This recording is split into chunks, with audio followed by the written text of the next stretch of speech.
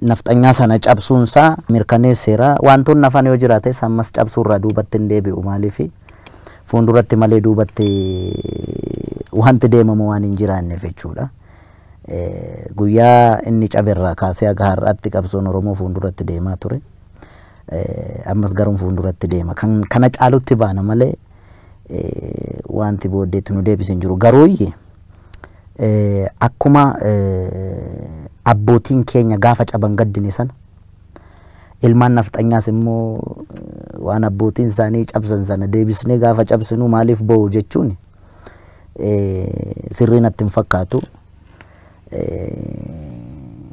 Waan Shimallis dubbatan sirriidha. Boo'ichi ilmaan nafxanyaas sirriidha jechuu kooti. Mega asirratti garuu isaan kan isaan namoonni isaan daggafanis haa ta'u ijoolleen nafxanyaa tokko tokko dhiifama gaafachuuf har'a jira jedhanii gaafatu. Ofin argineen duubaan sirbiteedhani hin qoosu. Walaloo Zalaalamaa Barraa tokko sii jedha. Waggaa 10 meeqan dura dhaggeeffadhe. Waan akkasii kun isa rakkiseetu beektaa. Akkamittiin caalii akkamittiin gurbaana dhaga'uu diddaa'edha. Caalii sanyii dhiiraa caalii sanyii guddaa kan dur lammiin kee ajjeesee dibatee tufeen arraabne gafarsaan gaditti saawwaatti lakkaa'e yeroo yoo argatu raadiyoon sii waadee qawween sii akaa'e ammam lammii keetiin walii galtee diddee mana gumaalitti almahaa jedheetu afaan kottaafu kan shan ta'ee dhufu jedhe. Kan shan ta'ee dhufu. Kan shan ta'ee dhufu. Mana gumaa lixuun akka sirna gadaatti akka namni qaamni irraa du'e tokkotti isaantu sin ajjeesneerra waggaa 27 kallattiidhaanis alkallattiidhaanis isin ajjeesneerra isin miineerra isin saamneerra Oromoo biyya abbaa keessan irratti akkas sin gooneerra nu of kalchaa jedhanii qeeshiif sheekii nutti erganii gara fuulduraatti akkaataa itti waliin buluu dandeenyu kanarratti kan Oromoo gaafatan isaan malee warra nuti isaan harkatti du'aa turre miti. Natti bilbilanii waa'ee kanarratti siinaan jedhe siyaasa keessatti naan jedhan diinni dhaabbataa fi firri dhaabbataa hin jiru naan jedhan. Akkasii tokkoffaa inumaayyuu gara fuulduraatti sabaaf sablammii biyyattii kana faana jiraachuu fedhan namoonni gocha abbootii isaaniitiin boonan kun atattamaan dhiifama gaafachuu qabu. Uummata Oromoo qofa osoo hin ta'in sabaaf sablammii biyyattii kana hunda gadi baanee dhuguma abbootiin keenya nafxanyoota turanii, saamtota turanii, ajjeesaa turanii, hattoota turanii jedhanii qabata isaaniitiin nuti lammiilee biyyattii kana faana jaalalaan jiraachuu akka hin dandeenye kan nu godhan abbootii keenya jedhanii yeroo dhiifama gaafachuu qabanitti akkamitti abbootiin keenya ajjeesuun isaanii sirriidha, saamuun isaanii sirriidha, sabaaf sablammii biyyattii kana hacuucuun isaanii sirriidha jedhanii hin boonu taanaan silas dhaloonni kun abbootii isaanii argatu garuu yoon isaanii argee hin dhiisu. Kana quba qabaachuu qabu. Malee mee Hacaaluu wayni kun maaliif sitti fakkaata? Lubbuun jirtii fi hudduun xiixxeedhanii dhiifama naa godhi wuxxifachaa jiru amma keessaa ba'uuf gaafa jettu akkasuma kaanamni already Itoophiyaan isaan baanan kun saayikooloojii nafxanyaadhaan ijaaramte. Saayikooloojii sana amma Oromoon cabsaa jira. Kanaaf batattisu. Itoophiyaan immoo akka Itoophiyaatti itti fufuu yoo barbaadde Oromummaa kana jaallattee osoo hin ta'in dirqama accept gochuu qabdi. Lakkiin fudhadhu yoo jette hin wagaana jechuudha. Waga'uu beekta daa'imni gaafa aannan itti kennan xuuxxuu gaafa ishiin diddu kana jidduu kaanii waga'u. Hin waga'amti malee wajjin jiraachuudhaaf dirqama aadaa, seenaa, afaan, sabaaf sablammii biyyattii kana fudhachuun dirqama Itoophiyaati. Lakki Itoophiyaa jechuun sirbishii way malaana shaaluu way malaa malee afaan ishii afaan Amaaraa malee Amaariffa malee raganni ishii iskittaa malee yoo ta'e egaa isaa Rabbi beeka waan ta'u natti hin fakkaatu ani gamanumaan otootti yaadan bareeda. Garuu boo'ichi isaanii wacni isaanii maa inni akkuma isaan aadaaf seenaa sabaaf sablammii kana humnaan overlap godhan counter attackiidhaan overlap akka ta'uuf deeman waan beekaniif almost akka ta'an waan beekaniif kanaaf wixxifatu keessaa ba'uun ishiin ooluu nama wixxifatti malee gaa maal goota. Waa'ee Finfinnee kanarratti isaan miti kan balleesse. Kan balleesse politishaanota keenya warri mormanis warri biyya bulchanis waa'ee Finfinnee kanarratti gaafa nan arga darbee miidiyaa irratti bahanii gaafa laalan Finfinneen kan sabaaf sablammiiti, Finfinneen kan hunda keenyaati, Finfinneen kan maaltu fide kan akkuma Maqaleen kan Tigraay taate akkuma Bahar Daar kan Amaaraa taate Finfinneen kan Oromooti jedhanii dubbachuu maaliif afaan qabu? Erga isaan hin dubbanne immoo kan mormumaaf jiraata jedhanii yaaduunis gaarii miti beekta. Jala muranii jala sararanii itti muudha. Akkamitti turte akkamitti taate itti muudha. Okay? Kanatu kana fide beekta gaafa sossobbiin itti baay'atu onnatan. Waa tokko yaadadhaani gaafa anillee nama waggaa 5-6 ta'a odeeffannoodhaan an qaba. Gaafa TPLF taankii gulufaa Finfinnee kana seentu uummanni Finfinnee Addis Ababee warri ofiin jedhan kun ililchanis simatan. Dheengadda Oromoon gaafa abaaboo fi marga jiidhaa qabatee gaafa uffata aadaa uffatee Finfinnee seenu garuu balbala cufatan. Gadi baanii immoo waa'ee Itoophummaa fi Itoophiyaa haasa'u. Okay? Namoonni kun arroogaantiidha. Baalageedha yoo jechuun baatte mataarra si ba'uun waanuma jiru. Kanaaf ummata marga jiidhaa qabatee abaaboo qabatee silas daangaa ce'ee hin dhufne. Tarii yookaan Amboorraa ka'e yookaan Wallaggarraa ka'e yookaan Booranarraa ka'e yookaan jechuun lookeeshiniidhuma Itoophiyaa keessaa ka'ee mitiire. Ji'oogiraafii jechuun kaartaadhuma Itoophiyaa keessaa ka'ee dhufe miti. Garuu akka waan akkamsiin jedhu biyya biraarraa daangaa cabsee waraana qabatee dhufee weeraretti warri Itoophiyaa leellisan kun jechuudha. Ispeeshaalii warri Finfinnee Addis Ababeen kun balbala ofii cufatanii qubaan lakkaa'amte kan waa'ee immoo waa'ee wajjin jiraachuu immoo sitti haasa'u kan bitaa nagaluu kanaan beekta. Otoo dhaggeeffadhu dhiifama naa godhidha jiru. Otoo timaatimiin Zuwaa irraa ka'ee akka Finfinneen geenye achumatti duukam irratti otoo daldallite gabaan dhaabbatee intini Finfinneedhaa baatee timaatimii barbaacha akka waan achi hin dhufnetti overacting godhame balleessaan kan isaanii miti. Sanas ta'e kana qeen kan Oromoo ta'uu ishee Oromoon gaaf sana mul'iseera.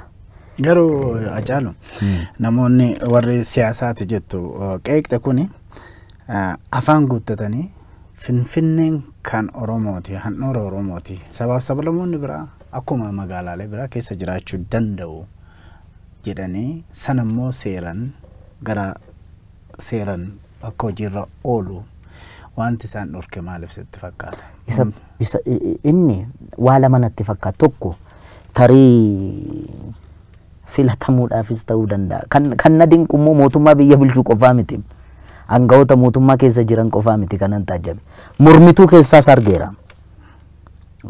Warra mormuu keessaas jechuudha. Dhaabbilee mormituu keessaa. Tarii wanti isaan hudhee qabe Finfinnee keessatti hin filatamnu hin filatamna waan akkasii ta'uu danda'a. garuu Oromoon Finfinnee keessatti filatames filatamuu baates wanti beekamuu qabu Finfinnee numti okay rakkoon qabu kan ishii daangessu kamii kan nu mormu kam warri bar bakka bu'ummaa Finfinnee qabna jedhanii olii gad deemanii nama ijaaran kifla katamaa keessatti gaafa Finfinnee keessatti nama walitti qabu dadhaba warra Bahar Daar deemee walgahii taa'uu dhabar timaatimii fi shunkurtiin Bahar Daar irraa Finfinnee gala Finfinnee numti uummanni Finfinnee keessa jiraatu eenyurratti hirkatee jiraatame jireenyumti isaa guyyaa guyyaan kallatti arfaniin bar Oromiyaa irraa itti yaa'etu kan afaan isa kaa'u ummata afaan isa kaa'u kana gaafa afaan cineenu afaan cufuudha garuu Hacaaluu amma filannoo ati jettee fi bifa kanaan yoo afaan guunnee Finfinneen kan Finfinneeti jechuu baanne dhuguma filannoo sana nu filatu abbaa sana filatu abbaa akkasii sagalii selman 90 kan koo qiraaciin darbu jettee adurreen sossobdes sossobuu baattes argaa jirra biyyattii kana keessatti mootummoota biyyattii kana bulchaa turan keessatti seenaanis isa ijaan argines akka Dr. Abiyyitti kadhate kan bulche ummata kana hin jiru waggaa tokko keessatti isaafuu hin taane isayyuu akkatti isa shakkan even kan si dinqu keessaa qaamnumti isa shakkiin gaa hin jiru dhugaa sofne Oromoonis gaaffii qeerroon gaafachaa turte hin deebisne okay deebiseen hin jiru kanatu deebi'e jettee waan afaan guuttee haasoftu hin jiru garuu immoo hin deebisa jettee eegda maaliif tuturuu fi kaaniif higgimii cabu jedha Oromoon inni erga aangootti dhufe waggaa tokkoo miti gaaffii waggaa 150 meetarii namni kun bulee oolee hin deebisaa laatteetuma laf jalaan eegda Oromoon atattamaan naa deebiseedhaan jarri gamaa immoo Oromoo waan ta'eef sobee tasii arrabaan nu dallala malee sobee nu faana fakkeessa malee sobee footoo keenya fannisa malee galmisaa waan biraadha Oromoo moosisuuf deema yookaan abaawoo faana hojjetaa siin jedhuun warri aangoorra turanii ummata keenya hiraarsaa turanii warri seerri isaan barbaadus akkasitti nami kun gaa bakka inni jiru laal okay garuu wanta nani sittemu nyaadhu gara fira keetti gara galii liqimseedha namicha marrajaanna daninnatii keessa ture amma seerri barbaadu Geetaachoo Asaffaa dhumarratti kan isa dhokse Oromoo miti yookaan Amaara miti yookaan Sumaalee miti dhumarratti kan isa dhoksee otoo nuti jirru eenyumtuu dhufee asiisa baasuu hin danda'u jedhee kan isa dhoksee jiru ummata inni keessaa baay'isan nami kun ummata kanaaf qabatamaan maal godhe maaliin goone ummata society inni keessaa baay'ee sanatu beeka garuu waan tokko jala mureen sitti hima innis ta'ee jaalleewwansaa barsana aangoorra jiran saayikoolojii hawaasa Tigraay ummata Tigraay dabarsanii hin kennin maal fagoo miti barre as Finfinnee kana keessatti gaafa namni lama Tigriffaan haasa'u bar warra amma kunoo daandii nu dabarsaa didan kun bar lafa ilaalu bar hin beekna naannoo speeshaalii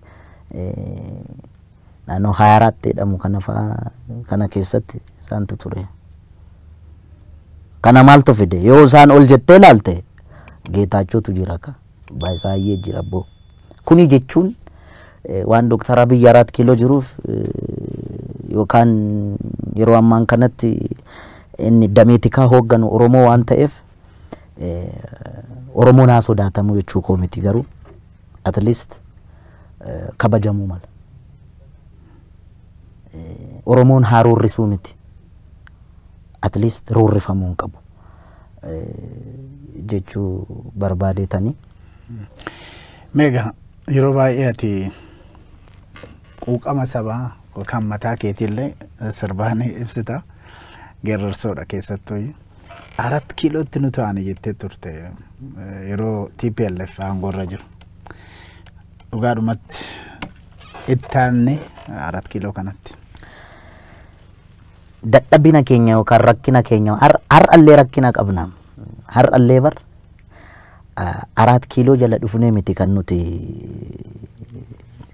da'oo qabachuu barbaannu. Kun nu qarqara Wallaggaa irratti yookaan Boorana irratti yookaan Keeniyaa qarqara deemu. Always 4 kiilootti immaa kan dhiyaatu nuyi. Maaliif siin jechuu barbaadeetan seeti amma konseptiin sirba sana 4 kiiloof si to'anii kanan jechuu barbaade ajaja 4 kiiloo irraa bahuuni kan waraanni dhaqee Wallaggatti ajjeesu. Waraanni dhaqee Shaashamanneetti Ambootti ajjeesu. Ulfa keenya Shaashamanneetti ajjeese Wallaggatti ajjeese. Harargeetti kan ajjeesu waraanni kana keessa darbeetu. Kan 4 kiiloo sana keessa taa'e immoo orma akka kiyyaatti. Tuffii uummata kiyyaa qaba. Jibbinsa uummata kiyyaa qaba. Jedhee gatii yaadeefi uummanni nani keessaa bahe immoo qarqaruma 4 kiiloo irraa fardeensa kaafatee dhaqee kiiloomeetira 1000 waan ta'e ji'a jaaguutuu farda garmaamsaa dhaqeetu kan diina akka biyyaatti nu weerare kana dhukkee irraa kaasee deebi'e. Adwaa jechuudha. Adwaa. Soo silaa wareegamni walaloo sanarratti gameessa koo yaa abbaa daamaa yaa abbaa daalee yaa abbaa shaanqosoori farda kee qopheessi eeboo kee qarii soroorsi gaachana fannoorraa buusi roorroo didee sirra marse maaliif duuta mana teesse alaa eegaa hin abjuutiin abjuun taane kaafadhu farda kee lolee 4 kiiloof si tu'aane humni yeroo sana afaan qawweetiin loleen uummata kiyya bilisoomsa jedhu hooggansi ala taa'a. Eeguun hin barbaachisu already.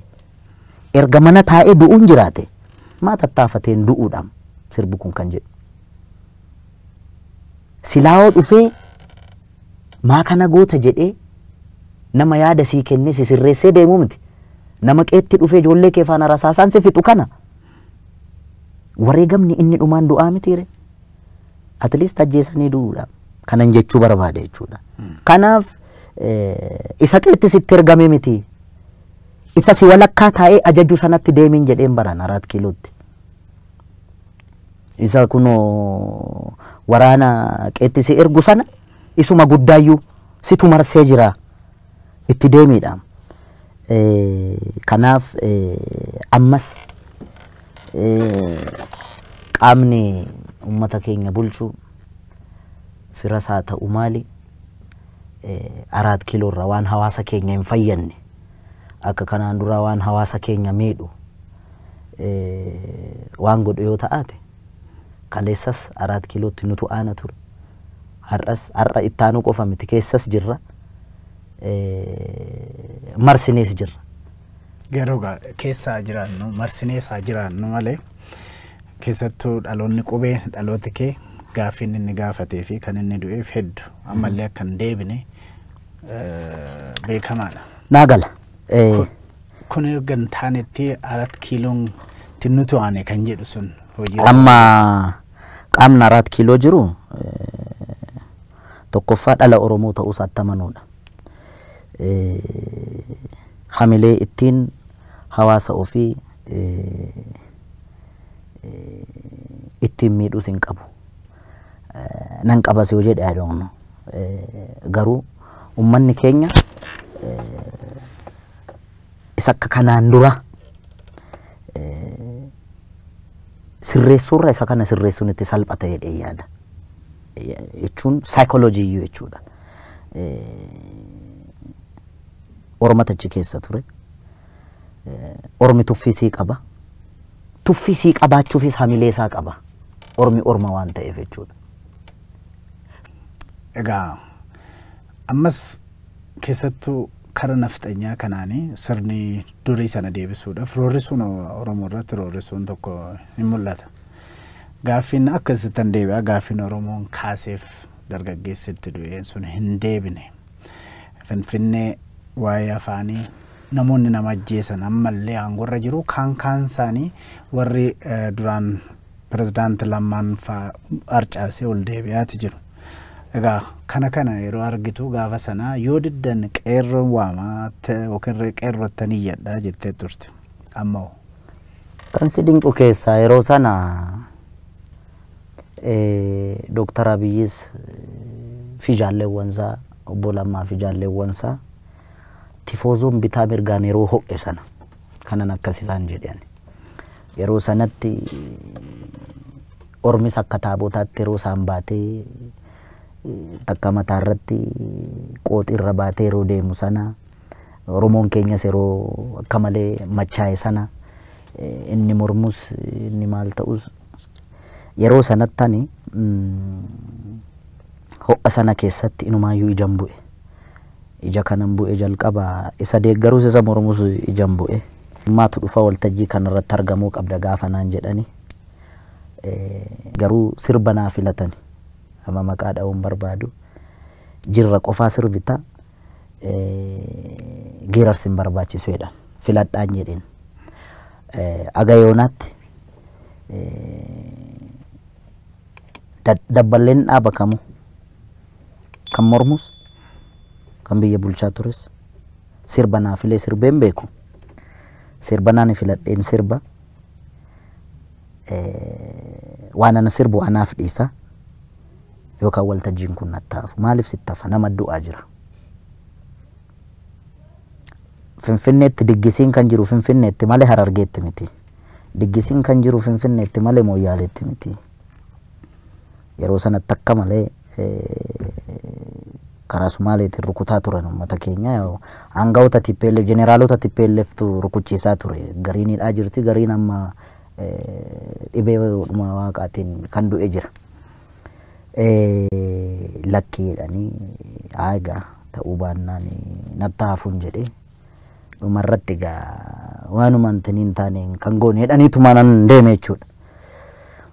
Gaafan deemu namni akka malee maatii tokko keessa namni 8 akka dhume qubanan qabaadha. Walaloon gaaf sana fayyadame sana yoo dhugaa walitti himna ta'atee isteejii irratti kan natti muufatiin hin jiru. Namoonni face expression isaan irratti argiteetta taanaan natti hin tolle anaan kan obbo Lammaas kan Abiyyis viidiyoo irratti hin arge malee naa sana hin argine. Tarii hin barbaachisu ta'a bakka sanatti isaaniif. Anaaf immoo bakka sanaan alatti uummata koof kan iddoon nan barbaachisu. Opportunitiin akkasii. Kanaaf yeroo reef jechuun aangoorra ba'anii ji'a 2 ji'a 3 yoo baay'ate. Kuman siin jedhe yeroo tifoozoon machaa'e sana jechuudha. Nurraa dhoowwu yaa Lammaa, nurraa dhoowwu yaa Abiy, nurraa dhoowwaa yaa biyyaa yookaan qeerroottan iyya. Yeroo sanatti waa'ee gaaffii abbaa biyyummaa Finfinnee kan Oromoo godhaa hin godhiina. Humnaan qotee bulaarraa fudhate beekta. Ijoollee Arsadii promotion ka jedhaman bolaa 3 tokko jira Siisaay Bulbulaa. Waggaa 8 dura sochii hamaa gaggeessaa turan kitaaba isaan barreessan irratti arge beekte. Siidaa dabaleen kun nama galaani. Farda isaa kaalchoo fi garbuu qallabaa ture gorroo jalatti. Oromoon sangaa fardaa isaa maal godha beekta? Guyyaatti yeroo 2 dhiqa beeke naannoo keenyatti nuti. Farda goojeedhaaf lolaaf itti qophoofsitu kan leenji'amu. Garbuu nyaata gorroo jala hidhame. Namichi kun gaafa farda taphatu beekamaa ta'e odeensii qaba beekta. Akka kitaaba sanarra jedhutti seenaani. Gorgisitu taabonni wayii hin baay'edhan as birbirsa gooroo kanatti. Nami kun maqaa qaba. Siidaa dabaleen kun. Namicha bira qaqqabe fakkaa. Milik bira. Odeeffannoo milik bira. Waa maatiin haa taphatu jedhame. Inni farda isaa miicee maaloo jedhee bareechee galaan irraa sakaraa dhufe beekta. Sakaraa dhufee goojii irra mul'atee na dhadha'u kana argee nugusni taa'ee argaa ture. harkaa fuudhaa jedheen irraa bute beektaa waameetu farda akkasii kun mootiif malee nama teebula akka keetiif hin ta'u isa jedhanii nu abaaran sana jettaa mire jedheeni harkaa fuudhee siidaa dabaleen boo'aa deeme. Kanaaf gaafa amma farda kana laalu nan aara beektaa farda hatame farda nu jalaa hatame kanarra taa'anii hin qaanofneen nama qaaneessiteedha. Inumaayyuu immoo suura kaa'anii cimaanii. Dhaloonni kun waa'ee farda kanaa gaafachuu qaba barbaachisaa taanaan beektaa. Fardi abbaa qaba beektaa. Waan hin fakkaanne haasa'uun gaarii miti ani hin banne yoon tures waan an tureef sitti himuu nan danda'a. Yes ummanni Wallaggaa asilii baay'ee keessa akka jiru nan beeka. Gujiif Boorana. Bilisummaa Oromoo kan mirkaneessuu dandeenyu afaan qawweetiin jedhee ilmi Oromoo tokko karaa lixaatiin waraana hoogganu akka jiru qubanan qaba. Karaa Booranaaf Gujiitiinis akkasi. Akkasaatti inni sirrii ta'uu danda'a. Kan waraana biyyattii immoo amma ajajaa jiru Saamoraa miti. Innis ilma Oromoodha. Akka waliigalaatti immoo 4 kiloorraas kan ajaju innis ilma Oromoodha. Inni karaa lixaatiin waraana mootummaa kana loluudhaaf hoogganu ilma Oromoo ta'e inni kunis ilma Oromoo ta'e akka kanaan dura naa Saamoraan ajaju sana salphaanatti hin ta'u anaaf. Anaaf salphaa miti karaa profeshinii kootiin. Itti hojjechaan jira. Yoo isaaniif galee silaayi otoo naa Saamoraan jiru sana yookaan gara laafina tokko malee ummata keenyatti waraana bobbaasan sana lokeeshinii kamiyyuu keessa haa ta'u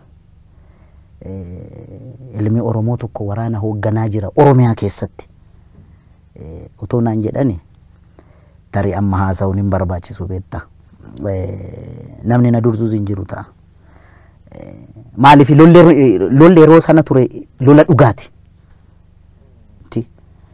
Araarri godha. Jarri akkatti isaan disrespect wal gochaa ela maal seete beektaa Guyyoo. Awwakkush naakkush jetti jarri. Waltuffii rakkoo hamaan kan jiru. Warra dhaaba siyaasa Oromoo kana oofan bira malee uummata bira miti. Dantaa wal dhabdee isaanii kanaaf fayyadamtee gareen Habashaa yookaan gareen nafxanyaa nama Oromoo miidhaa jirti jechuudha. Of course amma walumaa galatti maal akka ta'e beektaa akka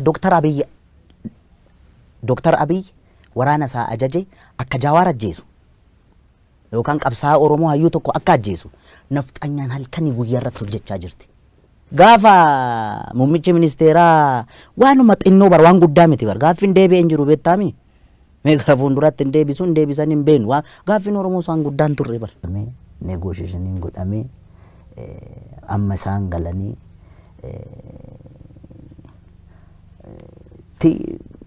dhaabbileen Oromoo karaa nagaatiin sosso'an kun si'a 9 araaramanii si'a 9 walitti ni ta'e furmaatan ta'u.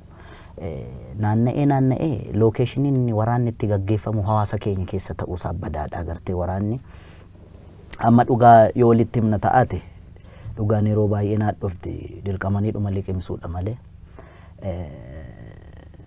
waraana biyyattii kana qaamni hoogganu otoo Orma ta'e uummata keenya Wallagga keessatti hin argannu. Kuni jechuun ifadha. Yoo dhugaa walitti himna ta'e jechuudha. Fakkeenyaaf Seeriyaa kana argiteetta miti. Seeriyaan akkuma jirtutti kan ishiin barbadoofte qaamni hidhate tokko magaala seenuusaa GPS'dhaan gaafa bira qaqqabu gubbaarraa fooqinaa jiraatu fooqii sana keessa daa'imnaa jiraatu maanguddoonni jiraatu hin jiraatin walitti qabanii taa'u. Ammas qaamni hidhate tokko hidhannoodhaanan mootummaa haleelee kuffisa. Na yaadadha Ameerikaa taa'ee Jaal Daawud Ibsaan Asmaraarra gaafa intarvii godhamani akka malee lolli hammaatee ture biyyattii kana keessatti. Miidiyaa keessanaa ta'uu miidiyaa wayii yaadadhu maaliif waraanni bilisummaa Oromoo amma seenee lolu gaafa jedhamu isaan deebisan gaaf sana sirriidhaanaaf. Yoo waraanni keenya seene biyyattiin akka seeriyaa taatee jedhani. Yes. Maaliif jennaan yeroo sanatti hooggansi waraana biyyattii kana hoogganu sun adda bilisummaa Oromoo horroo keessa socho'a yookaan amboo keessa yookaan qeellam wallaggaa keessa socho'a yoo jedhame topoogiraafii kaasanii xiyyaarumaan uummata faana fixu. Inni kun galeeraaf isaan yeroo dheeraa keessa turan waan ta'e waraana keessatti waan jarri gochuu danda'an gatii beekaniif. Okay? Kanaaf amma tariiga amma akka dubbina jala garagalchine amma Abiyyi maa xiyyaara kaasee hin tumne jechuu barbaadde moo akkanaan hin jenne inni gaafa guutumaan guututti daamish gochuu gaafa barbaadne isni kun yoo namni bahee qotachuu dadhabe yoo namni bahee galuu dadhabe yoo baratee mana barumsa akkamitti Oromoof Oromoon walii galuu dadhabe kan Oromoo kana promootu godhee gargar nun deegeenu baay'een Oroma jajayyu. Kanaaf wanti kun atattamaan furamuun dirqama. Yoo furamuu baate uummanni Oromoo ofirratti callisee ilaaluun qabu jara lachuu akka kiyyaatti. Gaarii dhagaa. Tarii callisurra caaluun callisurra immoo akka nagaan bu'u akka hunduu walii galu sana walaloo isaatiin maaliif itti dhiyaatiin kan jedhanis jiraachuu malu. Mee yeroon keenya gabaabbataa waan deemee fi gara dhumaatti dhufaati jirra. Waa lamatu waa'ee caaluu ka'a tokko afaan har'a kana gara intarviiwutti dhufte malee baay'inaan callisee feesbuukiin haasa'asiin jedhu. Lammata immoo Finfinnee kana Irkaan udaan keessanii barrii ture buulee hoogganaaneetiyyaa waddeessi jiraa gubee amborraa calaqqiisi hoogganaaneetiyyaa narraa fagaatte jedhee si yaaduun kiyya yoo mafe maada nafee maada nafee akka taane maada nafee caccabsee nyaatee lafee. Anin jiru yaga anin jiru kukkutee nyaateti cuwa jetti simbirroon halkanii yaga cuwa jetti simbirroon halkanii nama garaan dhaane namoon arganii yaga maalan jira caccabsee nyaatee jiran maalan jira yaga maalan jira caccabsee nyaatee jiran anin jiru yaga anin jiru kukkutee nyaateti kotee nami ciisanii darbatee yaga kotee nami ciisanii darbatee. Erga waggaa lamaan asii Oromoo wal taate jedhee yaadee ture beekta. Maaliif jennaan qabsaa'onni gameeyyiin ka biyya alaallee jiran ka biyya keessallee jiran waan amma dhufe kana qabsoo uummanni itti cichee waggaa arfan keessatti tokkummaadhaan jijjiirama fide kanarratti dhaabbileen Oromoollee hayyuun Oromoollee wal ta'e tokko ta'e Oromoo ceesisuuf deema jedhee gatee yaadee fi an ummata kiyyaaf qaalii beekta akkas jedhee nama by the way wanti bitamu miini bitamu mi'a qaalii bitamu miini rakashaan bitamu akka gaariitti fudhadhasan garuu immoo mootummaan Dooktar Abiyyi ana bituu hin danda'u. Okay? Yookaan OPDO dhaabni kamu yoo sammuun kiyya na ajaje malee biltsiginnaa jedhe dhaaba Oromoo warra mormu kamiyyuu keessa jedhe namni tokkoon yoo fedhiin Hacaaluu yoo keessi Hacaaluu murteeffate tole jedhe malee asiin miti asiin na murtaa. Keessa Hacaaluu tol jedhe. No, akkamitti tol jedha. Warri biltsiginnaani gadi baanii Hacaaluu binnee turre. Agriimantii akkasii waliin qabna. Akka inni afaaniin hin dubbanne kana goone irra jedhanii gadaa baanii haa dubbatan. Har'as borus warra mootummaa biyya bulchuu miti bar. Warra mormutti illee qeequudhaa duubatti naman deebine. alam ganaattan jiraadha isin karaa keessa jiraadhan almost mana kireeffadheen jiraadha garuu jaarrachuun koon yoo rabbi jedhe agamma man hin qabdu mana hin qabu konkolaataan hin qabu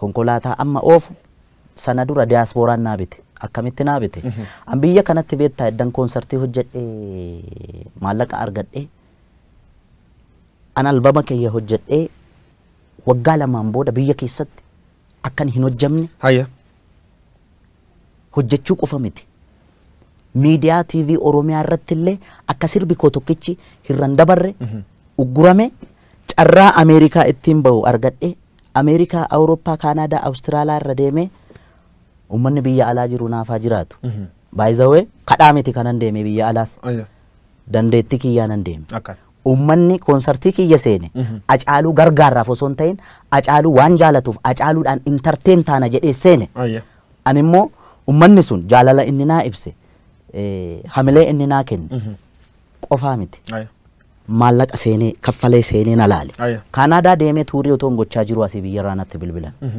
abbootiin qabeenyaa Oromoo gara nama 5 moo 6 7 ta'us danda'u beekan maallaqa walitti buusanii surprise na gochuudha makiina kan si bitan makiina kana bitan Hacaaluun deessaa meeshaa birrii akkana fudhatee mana akkana qabaa waan akkana mootummaan tolchee fedhee oloolii miidiyaa hawaasa gubbaa bal'inaan sir deemu quba qabaachuu natti himtee turte namni gariin agartee taargeetii inni barbaadu keessa yoo ati seenuu fi baatte waan barbaade jechuu danda'a ololli kun eessaa kaate beektaa warruma qaama mootummaa keessaa baate ololli kun okay maal kaayonis duub jirtu kaayoon si duub jirtu gaani yoo yaadu tarii warra mormuuf itti fakkaachuu danda'a maaliif jennaan waan hin calliseef achi keessa taa'ee fudhatama yookaan jaalatamummaa uummata bira qabdu kana qaamni dhabamsiisu achi keessa jiraachuu danda'a jechuun waan ati irratti sirbitu hawwisoo keessatti dabballeetu sii kalaqa malee akka artistitti sii miti artistiin immoo miira hawaasa bal'aa miira hawaasa miiliyoonaan lakkaa'amu bakka bu'ee hojjechuudha qaba malee miira murna tokko kan mootummaa biyya bulchuu miti yookaan kan mormuu miti 2015 gubbaatti maal anjiraan bahe akka inni war faranjootaa jechuu sirbi sun irratti uummata biratti fudhatama guddaa argatte achuma qabsoon Oromoo jalqabti qabsoo keessa waan hedduu keessa dabartee ijoolleen fuul sibeesii dubbatte gizee miilinee madaraash yookaan galma barkumee guddachaa sirbit suni madaraka irratti gizee seentuuf gizee buutu maalti se kunna akkuma beektu sana an emotional ture gara Harargee kana deddeebi'aa ture uummata keenya laaluudhaaf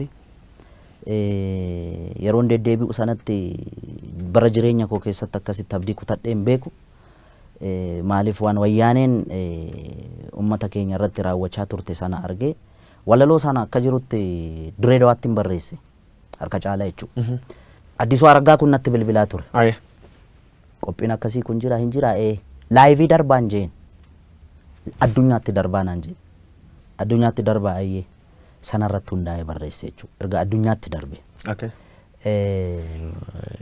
hin dhufee leetii ta'een dhufee yoo gaafa qophii sana dudduuba taftee gaafa nufu artistoota kan akka Ittiiqaa kana ijoollee artistoota na dura seenanii perform godhan kana Addisuun walitti qabee gorsaa ture. Gorsaa kam gorsi? Yoon nufu Hacaaluu dhufte kottu ati silnaan jedhee asitti galii walitti qabuuf walitti dhufne malee protestii garaagaraa agarsiisuuf miti. Kanaaf kaayyoon nuti dhufneef galii walitti qabne uummata keenya buqqee utubuudha. Kanaaf iddoo kanatti ijoollee mormii fincila diddaa gabrummaa kana agarsiisaa turan fakkaata. Alleetii ta'ee dhufe siin jedhe. Hayya rakkoon hin jiru hin jedheen. San booda annan seene maaliif akkuma dura siin jedhe sana waanan sirbu. Waanan sirbu guyyoo waariyoo yookaan dabballee mootummaa yookaan miti mootummaa inni joo waan akkasii miti kan naa filatu ana. Ergaa Hacaaluu waltajjii irratti dabarsu san qaamni hin barbaanne yoo jiraate Hacaaluu waamuu dhiisu. Erga dhufe garuu Hacaaluu waan gochuu qabu Hacaaluu qofaaf dhiisu. Waan akkana sirbidhanii sitti man isaan? Isaan yeroo sanatti sirbi koo jirraa ka jettu sun baatee turte I think sirba biraa eegan. an baandiidhaan bakka geerarsisee nu godhe walaloo sana fayyadamee miirri anarrattis uummatarrattis argitu sana waan yeroo sana fakkaatu ture yoo sana emotional ta'anii namoonni sintineedhaan ibsaan addaan citee security'n backstage natti marsee sana booda Shimallis dhufee ofitti naqabe. Addisuun dhufee innaa waltajjii irra baatu ati maraattaa hinaan jedhe namni rifateera.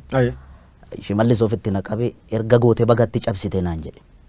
San booda suutuma suuta warra ijoollee suufii uffattu kun meeshaa shuguxii qabatanii backstage natti raran.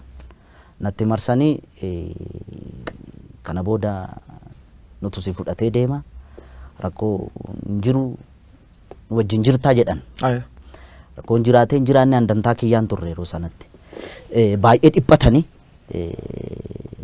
konkolaataa kan kee fudhattee deemuu hin dandeessu jedhan.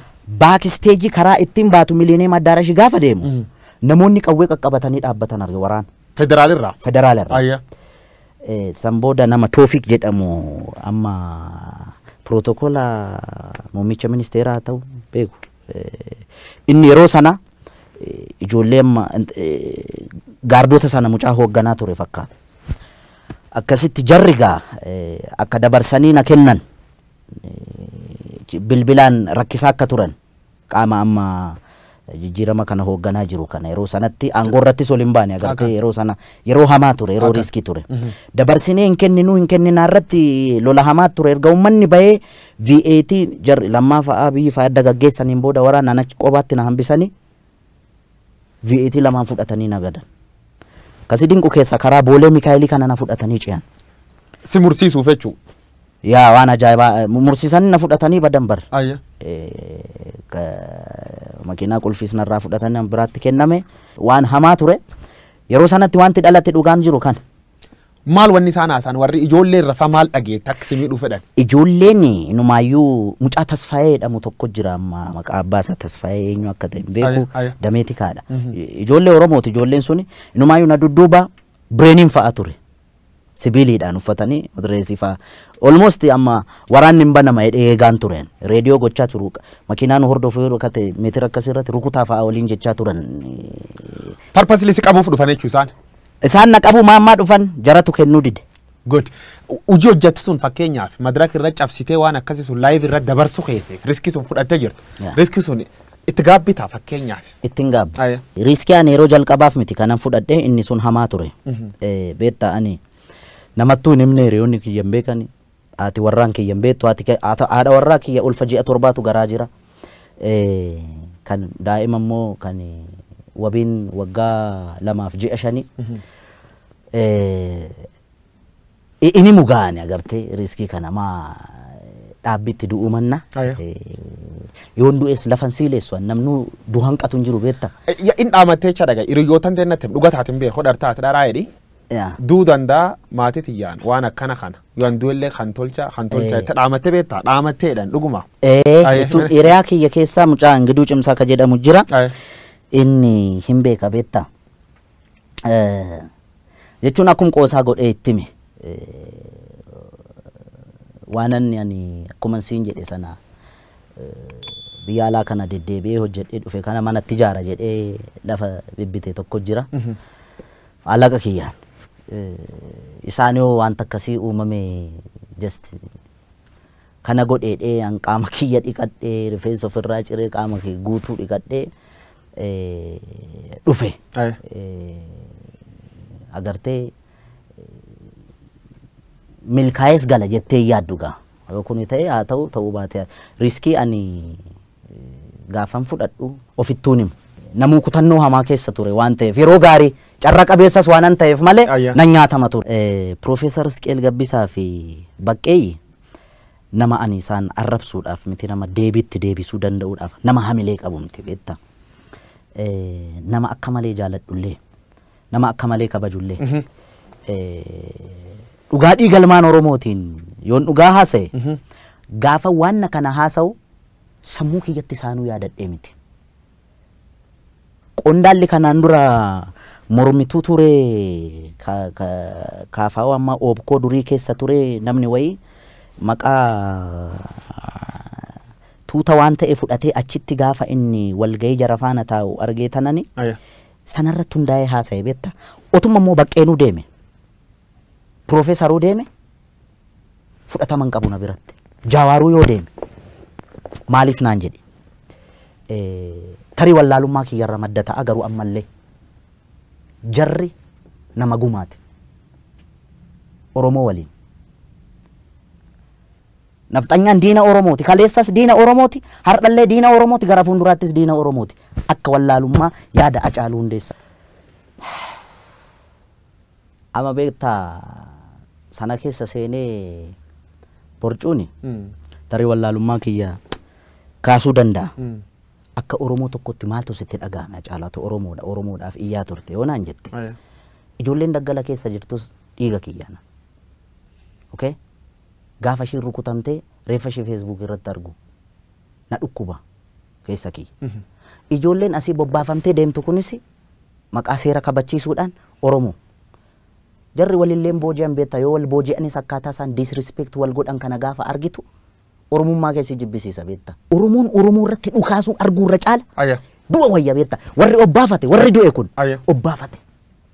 Warri dhumeen nu warra jiru lubbuudhaan jiru warra kana laalaa jirudha beektaa. Abiy Ahmed artistoota walitti qabee achirra waan tokko dubbatti. Namoota lubbuun hin jirre Taaddasee Birruu fa'a, Jeneraal Waaqoo Guutuu fa'a waan nu sirbinuuf beektu waan isaan lubbuun hin jirree fi jettee dubbattee turte. Maal jechuu kan kee? Waaqoo Guutuun goota keenyaa miti, Taaddasaa Birruun nuuf fannifame goota keenyaa miti. Way kana booda ka'ee Oromoo kana godhe jennaani hin jennuun bara. Kanaaf hin amannaa jechuudha. Kana booda ka'anii namni lubbuudhaan jiru beektaa seenaa hojjetes xureessuu danda'a. Seenaa namni seenaa xuraa'aa qabus immoo haareeffatee nama gaarii nama lubbuudhaan jiru abaaruufis hin rakkisa beektaa. Jajuufis hin rakkisa. Ka obbaafate amma laal Dr. Abiy akkuma filannoo irra bahe kun namni machaa'in hin jiru. Bujii irra Boorana irra agaa Harargeetti irra agaa Wallaggaatti Wallagga irra agaa namni qawween dhahin hin jiru bar gaafa inni filatame. Ispeeshaalii naannoon ani itti dhaladhe kana. Booranatti illee namni dhukaasa akka ture quba qaba beektaa. Namni dhukaase bar gammachuu guddina. Dhukaasuu qofayyuu miti. Ilma abbaa gadaa jedhame bakka deemutti eeboo fardatti badhaasanii gaachanatti kennanii maaloo ta'e sana ta'e kana ta'e. Inni viizinii mataa ofii qabaa mutiire. Jijjiiramni Abiy Ahmed jalqabe kun waggaa lama keessa taag deema deeme. Kara sirriir jiraa warreen hin jira. Abiy Ahmed kara sirriir hin jiru dogongor guddoo hojjechuu jiru warreen hin jira. Kan keessa kan fudhatanii. Baay'ee jalqabumayyuu waan barree namni na dursee qeeqeen jiru garuu dhugaa namaa baasuurra wikinasii namaa baasuutu namatti intiniin kun dhufe. Amma sirriirra hin jiru ana akkamitti sirriirra hin jiru seete inni Oromoodha harki isaa dhiiga Oromootiin xuraa'uu hin qabu. Akka wallaalummaa kiyyaatti maal isa gorsa beektaa? TPLF ummata Tigraayitti hudduu gatattee nu fixaa turte. Nafxanyoonni ummata Amaaraatti hudduu gatatanii Oromoo fixaa turan. Mangistuu Hayilamaariyaam qofa beektaa kan jidduu irratti akkas ta'e. Namni kamuu saba kamiyyuu keessaa dhufee aangoo qabatu. Kana booda akka inni aangoo irra turus kan godhu Oromoo akka inni aangoo irra hin turres kan gochuu danda'u Oromoo. Biyyattii kana keessatti akka arjummaa isaatti. Waanuma xinnoo waanuma Oromoo urgooftu kan yoo godhe qullaa sirbiti baatee barnaafxanyaan miidiyaa ishiitiin FM jiru hundi jechuudha.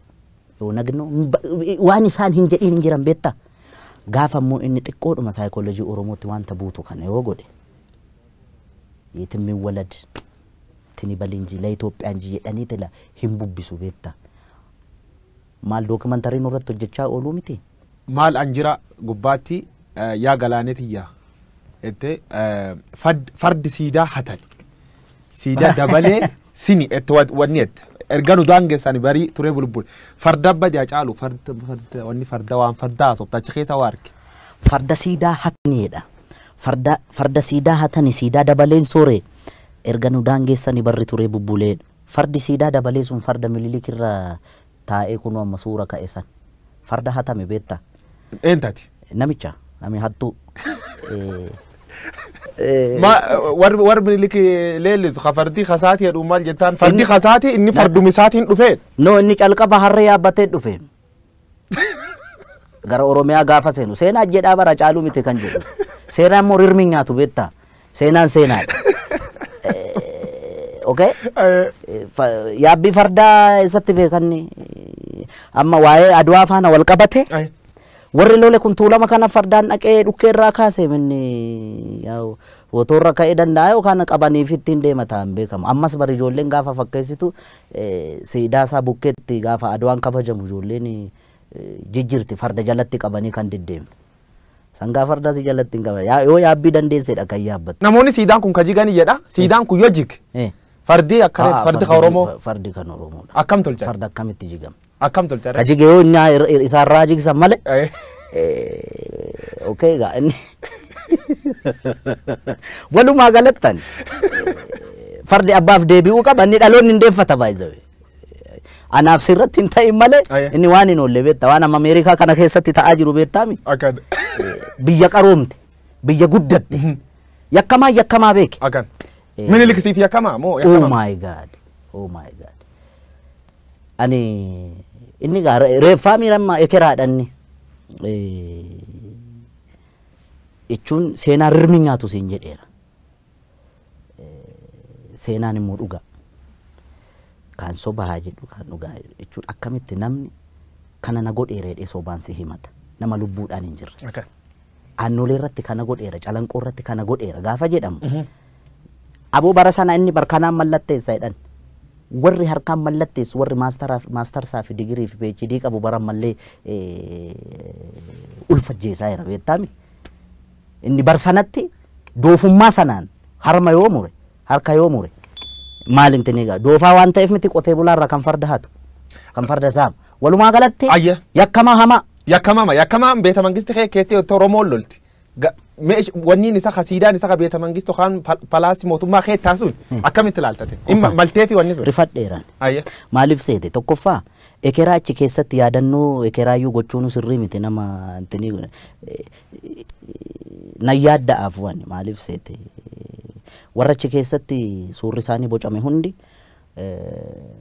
garaagarummaa amma uumame sabaaf sablammii biyyattii kana keessatti roorroon ammallee hiikaan arganne bar yakka isaan raawwatanii ni beekta okay dhimma godheef isatu beeka waan godheef garuu akka kiyyaatti ta'uu malle maaliif nama harki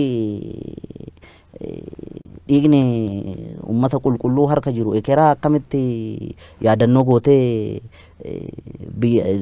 mana kee qarqara goota hin ta'u inni akka kiyyaatti gaa kun sii gale sirnaaf xinyaa leelli sana Atseen Minilik defend godhu namichi kunini nam Itoophiyaa holy war waraani Oromoo irra godhu waraan qulqullootaa jedhanii warri yaadin jiru kanaaf deebiin kee maal qaamni miidhame immoo holy revenge jechuu danda'a beektaa isaan sirrii miti wal an kannaan galle silaawoo isaan nabiyyii miti yookaan isaa Iyyesuusii miti namumaa miti ummanni yakki irratti raawwatame yakkamtoota jedhee malee sabni isaa lafarraa dhumuu qabaa hin jenne bar ummanni Oromoo yakkamtoota yaa amma laal biyya faranjii kanatti gurraachannaa luka dhiqan argiteetta warri adiinam maal beekwam abbootii isaanii yakka sana dalaga miti qaroomuun akkasii beeka wallaalummaatti itti taphataa bar wanti hojjetamuu qabu karaa gama miidiyaa keenya miidiyaa afaan Oromootiin banaman hundi isaanii otoo tokkummaa Oromoo irratti tokkummaa ishii TPLF ittiin xiqqoo goone sana irratti otoo hojjetan